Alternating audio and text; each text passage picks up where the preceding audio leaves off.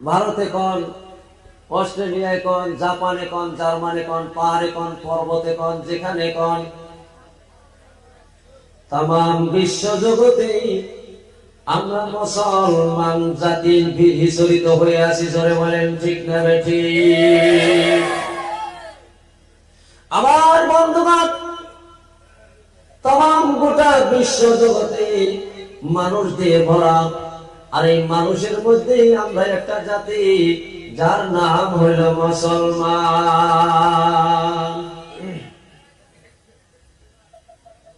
পাহাড়ে পর্বতে জানে জঙ্গলে নদী নালাতে যেদিকে আপনি তাকাবেন সেদিকেই মুসলমান হিসরিত হয়ে আছি। কিন্তু আমার বন্ধুগণ, তাম বিশ্ব জগতে 8.5 কোটি মানুষ, 8.5 কোটি মানুষের ভিতরে মুসলমানের সংখ্যা আমরা দ্বিতীয় নাম্বার। মুসলমান আমরা দ্বিতীয়, খ্রিস্টান নাম্বার 1, তাও খুব কম বেশি নেই, একদম সামান্য পরিমাণ। আমার বন্ধুগণ, কিন্তু আপনি গোটা বিশ্ব জগতে আপনি তাকালে লক্ষ্য করতে পারবেন, তাম দুনিয়ায় মুসলমান অবিহনে এমন একটি দেশ নাই, এমন একটি জায়গা নেই। কিন্তু আপনি যদি লক্ষ্য করেন, গোটা বিশ্ব জগতে আমরা মুসলমান গুলোই পিটন খাচ্ছি। কথা বলেন ঠিক কিনা? এমন পিটন আমরা খাচ্ছি বন্ধু, নীরবে দর্শক হয়ে আমরা তাকায়া দেখতেছি, অথচ তার বিরুদ্ধে মন্তব্য দেওয়ার মতো শক্তি আমাদের হচ্ছে না। মুসলমান রাষ্ট্র বলেন, খ্রিস্টান রাষ্ট্র বলেন, যে কোন রাষ্ট্র বলেন, আমরা শুধুমাত্র নির্যাতিত নিপীড়িত হচ্ছি। বিজাতিদের বম, বিজাতিদের গুলি, বিজাতিদের পাওয়ার আমাদের বুকে, আমাদের পিঠে পড়ছে, আর আমাদের বিবি বাচ্চা তরপর তরপর করে মরে যাচ্ছে। কথা বলেন ঠিক কিনা? এই বক্সটা একটু বলি এটা। কিন্তু আমার বন্ধুগণ, এক সময় মুসলমানের এমন দাম ছিল, এমন মর্যাদা ছিল মুসলমানের। একজন মুসলমান যদি রাস্তা দিয়ে যাইতো, শয়তান পর্যন্ত মুসলমানকে ভয় করত। মুসলমান লাঠি দিয়ে গুঁতো দিত মাটিতে, ভূমিকম্প হচ্ছে, মাটি থর থর থর থর থর থর করে কাঁপছে, আর লাঠি দিয়ে পা দিয়ে গুঁতা দিত, বলতো হে মাটি থেমে যা, হে মাটি থেমে যা, তোর বুকে কে শুয়ে আছে জানিস নি? আখির জামানার নবী শুয়ে আছে মদিনার বুকে। হযরত ওমর রাদিয়াল্লাহু তাআলা ধমকি দিয়েছিলেন, সেই দিন মাটি থেমে গেল। আজ পর্যন্ত মদিনার জমিনে আর কোনোদিন ভূমিকম্প হয় না। আমার বন্ধুগণ, আচরিত হবেন আপনারা, এই মাটিতে যদি 1 কেজি কেরোসিন তেল পড়ে যায়, আমরা কি সেখান থেকে 1 ফোঁটা কেরোসিন বের করতে পারবো নাকি? বলেন, পারবো? কেউ পারবো না, কেউ পারবো না। একজন বুড়ি, একেবারে গরিব, তার 1 বোতল কেরোসিন মাটিতে পড়ে গেছে। আলী রাদিয়াল্লাহু তাআলা আনহুর জামানা, তিনি খলিফাতুল মুসলিমিন। হযরত আলী রাদিয়াল্লাহু তাআলা আনহুর কাছে বিচার দিলেন, আলী গো, আমার কেরোসিন মাটির মধ্যে পড়ে গেছে, আমি সেখান থেকে কেরোসিন উঠাইতে পারি নাই। আমি বললাম, মাটিরে, আমি বড় গরিব, আমি বড় দুঃখিত, এই কেরোসিন তেল ফুটে যদি আমাকে ঘুরিয়ে না দাও, তাহলে আমার ঘর অন্ধকার হয়ে থাকবে, আমার ঘরে বাতি জ্বলবে না, আমি নামাজ কালাম পড়তে পারবো না, আমি আল্লাহর কোরআন পড়তে পারবো না। রে মাটি, এই কেরোসিন খালি আমাকে তুমি ফিরিয়ে দাও। হযরত আলীর কাছে বিচার দিলেন। আলী রাদিয়াল্লাহু তাআলা আনহু বললেন, ও চলো দেখি। চলে আসলেন, যেখানে কেরোসিন তেল পড়েছে ওই জায়গায় চলে আসলেন। 1 মুষ্টি মাটি হাতে নিলেন। মাটি হাতে নিয়ে কি বললেন?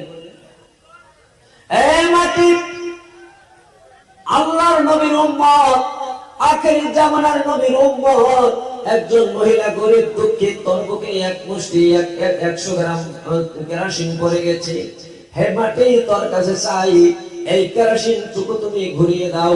মাটি হাতের মধ্যে নিয়ে হযরত আলী এই কথা বলে চাপ দেওয়ার সঙ্গে সঙ্গে সমস্ত কেরোসিন বোতলের মধ্যে ভরে গিয়েছিলেন। কন্যা একবার সুবহানাল্লাহ।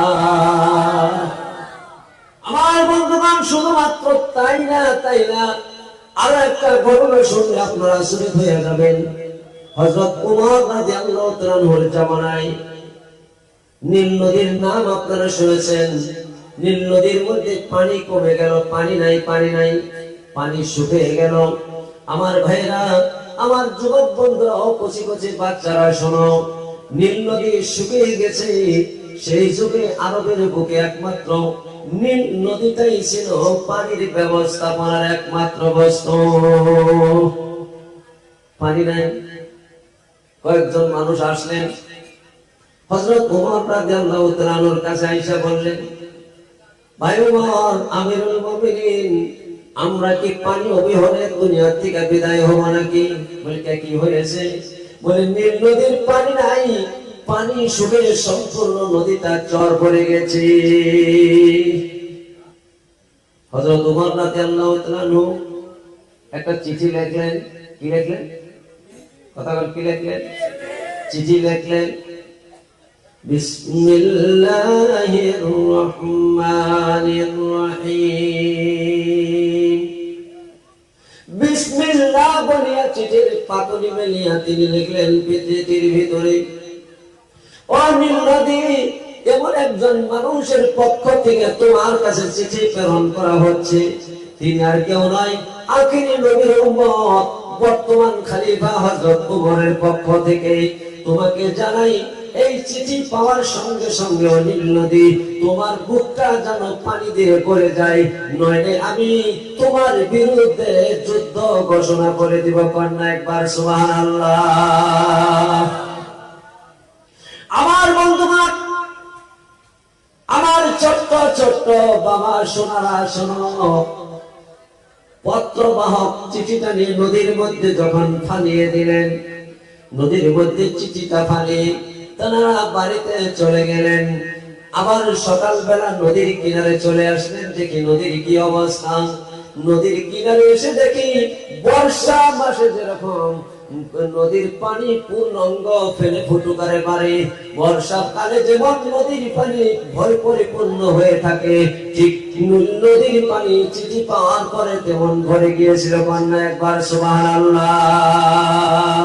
আমার বন্ধুগণ, ও আমার যুবক ভাইরা, অশিক্ষিত বন্ধুরা, মুসলমানের এত গুণ ছিল, এত পাওয়ার ছিল, এত ক্ষমতা ছিল, আমরা সেই মুসলমান আজ তো আছি, আমাদের পাওয়ার কেন ভিজা বিলারের মতো হয়ে গেল? কোন বেদে ঢুকছে, কোন বেদে, কোন বেমার ঢুকলো আমরা মুসলমানের ভিতরে, যেই ব্যাধির জন্য আজকে মুসলমান আমরা লাঞ্ছিত বঞ্চিত। আমার বন্ধুগণ, মুসলমানের ভিতরে কয়েকটা গুণ ছিল, কয়েকটা বৈশিষ্ট্য তাদের ছিল, কয়েকটা আচরণ থাকার জন্য, কয়েকটা সম্পদ তারা দামি মনে করার জন্য। আমার বন্ধুগণ, তাদেরকে ইজ্জত আল্লাহ এতটুকু দান করেছিলেন। তার এক নাম্বার ইজ্জত কি গুণ আল্লাহ পবিত্র কোরআনে তা জানিয়ে দিলেন, ওয়ালা তাহিনু ওয়ালা তাহজানু ওয়া আনতুমুল আ'লাউনা ইন কুনতুম মুমিনিন। জোরে বলা যায় কি একবার সুবহানাল্লাহ। ওয়ালা তাহিনু ওয়ালা তাহজানু, তোমার ভয় আর চিন্তা আমি আল্লাহ দূরীভূত করে দিব। তোমার ভয়ও থাকবে না, চিন্তারও কোনো কারণ থাকবে না। ওয়া আনতুমুল আ'লাউনা, তোমার আসন থাকবে সবার উপরে। কন্যা একবার সুবহানাল্লাহ। এই ভয় আর চিন্তা এই পৃথিবীর বুকে মানুষ একজনের জন্য সব থেকে ভয়াবহ বস্তু। যদি কোনো মানুষের চিন্তা ভিতরে থাকে বন্ধু, তার যতই টাকা পয়সা থাকুক, সুন্দরী রমণী ঘরে থাকুক না কেন, সম্পত্তি যতই থাকুক না কেন, তার ভিতরে যদি চিন্তা নামের ব্যাধি যদি থাকে, তার জীবনে কিন্তু কোনো সুখ নাই। কতক্ষণ হাসানা মিশা, আওয়াজ দেখুন, হাসানা মিশা। খাইতেও চিন্তা, শুইতেও চিন্তা। আমার বন্ধুগণ, মানুষটাকে জিজ্ঞাসা করবেন আজকে ঘুম পারছাও নাকি, বলে না পারি না। বলে কে? বলে এমন মুসিবত, চিন্তায় আমার ঘুম হয় নাই। আর একটা বস্তু মানুষের, সেটা হলো মানুষের ভয়। এই দুনিয়ার মধ্যে আমাদের ভয় আছে না নাই? আমি আর আপনিও তো ভয় করি। এখন যদি কাউকে বলা হয় বলে এখান থেকে 1 কিলোমিটার কবরস্থান থেকে ঘুরে আসুন, বলে না আমি ভয় করি। ঠিক না? ঠিক। বলে আমার দ্বারা সম্ভব নয়। কিন্তু আমি যদি আপনার সঙ্গে যাই, আমাদের সভাপতি আব্দুল কাদের হাবিব সাহেব যদি সঙ্গে যায়, আপনার ভয় হবে নাকি? ভয় কেটে গেল, ভয়ের কোনো নাম থাকলো না। আপনার চিন্তা, আপনার ছেলের বড় বেমার, আপনার মেয়ের বড় বেমার, আপনার পরিবারের বড় বেমার, আপনার দিনের ভিতরে চিন্তা 5,000 টাকা হইলে আমি গোয়ালপাড়া বা বরপেটাতে আমি ডাক্তারখানা নিয়ে যেতে পারবো, আমার ছেলেকে, আমার মেয়েকে আমি চিকিৎসা করাইতে পারবো, আমার মেয়েটা সুস্থ হয়ে যাইতো, আমার পকেটে 1 টাকাও নাই, কি দিয়া আমি চিকিৎসা করি? আপনার চিন্তা। আপনি কি করবেন?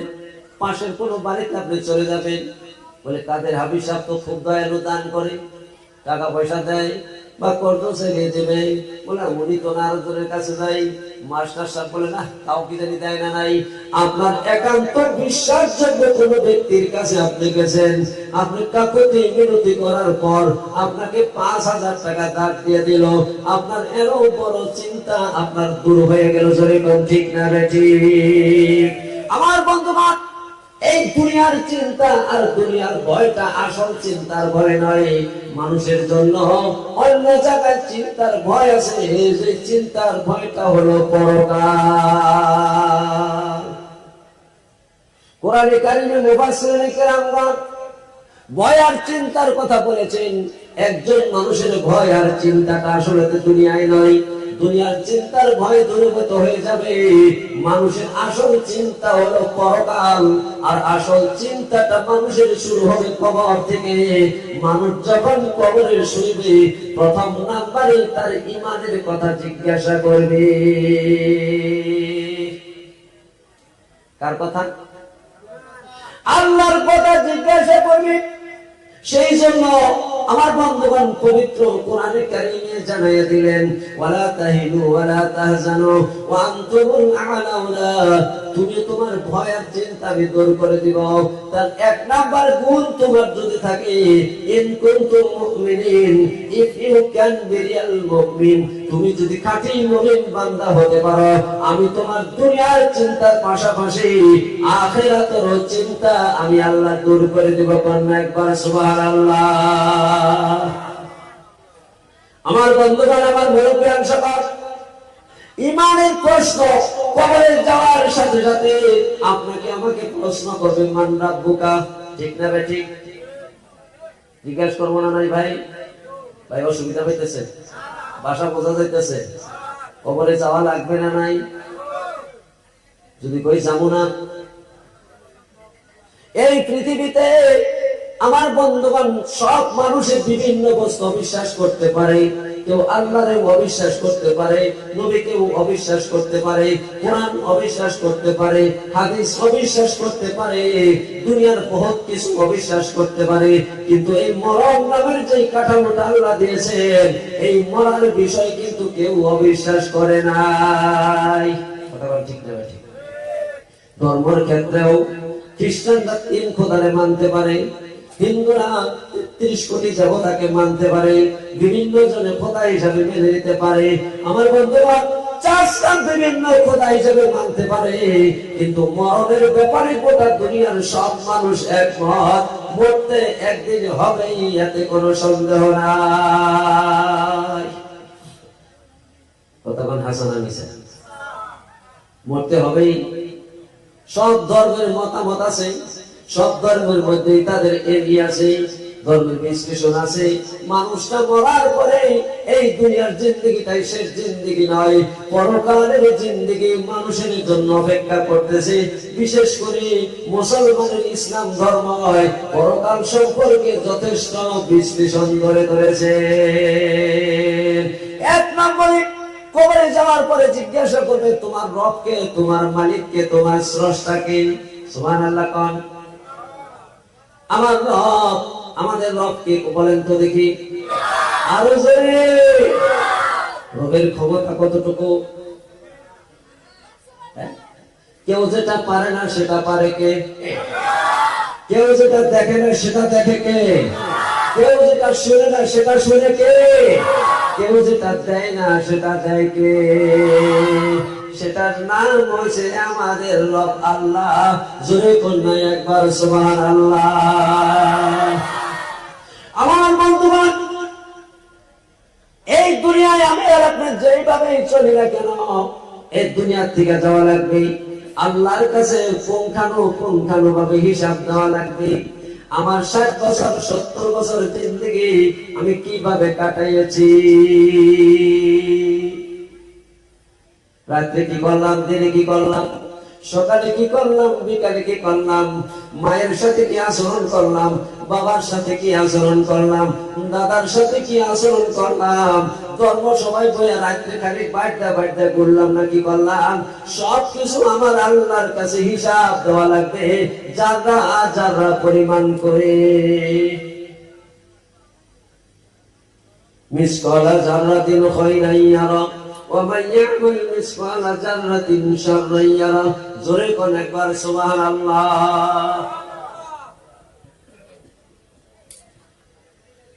আল্লাহ বলতেছেন বান্দা ভালো করো মন্দ করো, যারা যারা পরিমাণ। আমি টার্গেটে চলে গেলাম। কবরে যাওয়ার পরে 1 নম্বরে জিজ্ঞাসা করবে তোমার রবের নাম কি? আমরা এক বাক্যে বলে দেব আমাদের রব হয়েছে আল্লাহ। 2 নম্বর জিজ্ঞাসা করবে তোমার দিন কি? মান দিনুকা, তোমার দিন কি?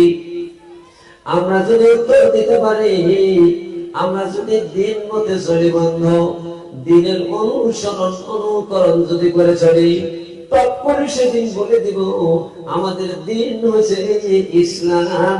জোরে বলা যায় কি একবার সুবহানাল্লাহ। 3 নম্বরে জিজ্ঞাসা করবে মারাত্মক কথা। 3 নম্বরে জিজ্ঞাসা করবে মারাত্মক কথা, ও আল্লাহর বান্দা কবরে তো এসেছো, 60 বছর 70 বছর দুনিয়ায় বিচরণ করলা, কবরে আসলা, তোমার নবীর নাম কি? তুমি কোন নবীর অনুকরণ করেছ?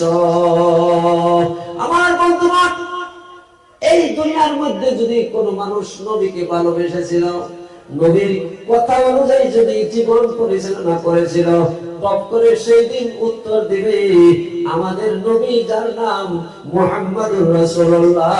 জোরে বলা যায় কি একবার সুবহানাল্লাহ। মুহাম্মদুর রাসূলুল্লাহ আমাদের নবীর নাম। কবরে জিজ্ঞাসা করে, আমরা নামও এখন বলতে পারলাম, কিন্তু কবরে আমাদের মনে থাকবে না যদি নবীকে অনুকরণ করে চলা না হয়। আমার বন্ধুগণ, আল্লাহর নবী দিনের নবীকে আমরা ভালোবাসি কিনা নাই? কথা কোন ভালোবাসি না নাই? আওয়াজ দিয়ে কোন ভালোবাসি না নাই? কে কে নবীকে ভালোবাসি না হাত তোলেন তো। আমরা নবীকে প্রত্যেকে ভালোবাসি, যখন ঠিক না বেঠে? কে কে ভালোবাসি আল্লাহর হাত দেখাও। নারে তাকবীর, নারে তাকবীর। হাত নামান। আমার বন্ধুরা, আল্লাহর নবীকে ভালোবাসার স্বীকৃতি আজকে আমরা দিয়ে দিলাম। নবীর জন্য জীবন লাগলে দিব, জান লাগলে দিব, মাল লাগলে দিব, সময় লাগলে দিব। আমার বন্ধু, নবীর জন্য যা দরকার আমরা দিতে রাজি আছি না নাই? সাহাবায়ে কেরাম 3টা জিনিস দিয়েছিলেন।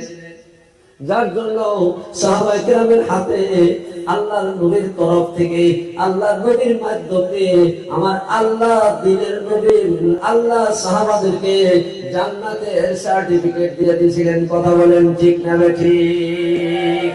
এমন অনুসরণ এমন অনুকরণ তারা করেছিলেন যার জন্য দুনিয়ার মধ্যে তারা জান্নাত পেয়ে গিয়েছিল। তোর মধ্যে তিনারা প্রধান কাজ করেছিলেন তিনটি। জোরে কোন কয়টি? তিনটা। এক নম্বরে আল্লাহ নবী যখন সময় চাইতেন সাহাবার কাছে, দিন প্রতিষ্ঠার জন্য সময় লাগে, সাহাবায়ে কেরাম সময় দিয়ে দিতেন।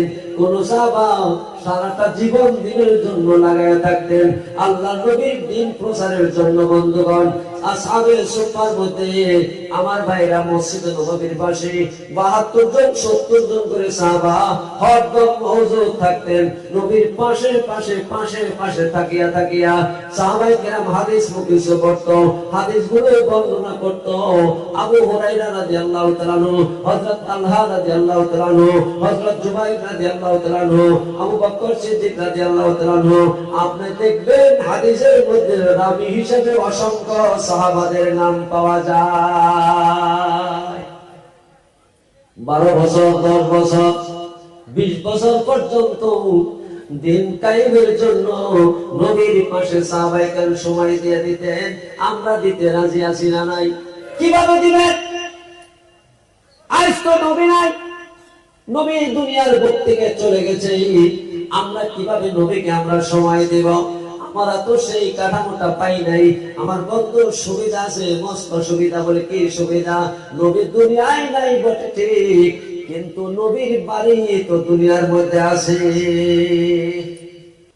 আল জামিয়াতুল ইসলামিয়া দারুল উলুম টাপাট্টারি মাদ্রাসা আজকে আপনাদের সামনে 6 জন হাফিজ কোরআনের মাথায় আমার মতো পাপিষ্ঠ গুনাহগারের হাত দিয়ে এবং অন্য অন্য সবার সহযোগিতা নিয়ে 6 জন হাফিজ কোরআনের মাথায় পাগড়ি পরাইয়া দেওয়া হলো মাত্র 7 হাত কাপড়। ঠিক না ঠিক? 7 হাত কাপড় পেঁচাইয়া দিলাম বন্ধু। এটা 7 হাত কাপড় না, এটা বিশ্ব বিজয়ের নিশান তাদের মাথায় বেঁধে দেওয়া হলো। জয় কেমনে? বলে আপনাদের 1 টাকা 2 টাকা 5 টাকা 10 টাকায় আজকে এমন একটি গাছ হতে সক্ষম হয়েছে, এমন একটি গাছ আপনারা কাটতে সক্ষম হলেন। আমার বন্ধুগণ, আমার মুরব্বিয়ান সমাজ, এই 6 জন হাফিজে কোরআন আপনাদের 1 টাকা 2 টাকায় এক মুষ্টি চাউলের ফসল। এই 6 জন হাফিজে কোরআনের মাথায় পাগড়ি দেওয়া হলো। নাম জাকারিয়া হতে পারে, নাম ইনজামুল হক হতে পারে, নাম আব্দুল রহিম আব্দুল করিম হতে পারে। আসলে নামে এরা যাই হোক না কেন, একজন উমরের মতো সৈনিক আমরা তৈরি করে দিলাম।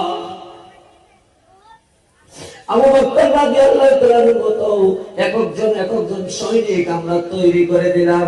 বন্ধুগণ, এই মাদ্রাসা আল্লাহর দরবারে কবুল হয়ে গেছে। কন্যা একবার সুবহানাল্লাহ।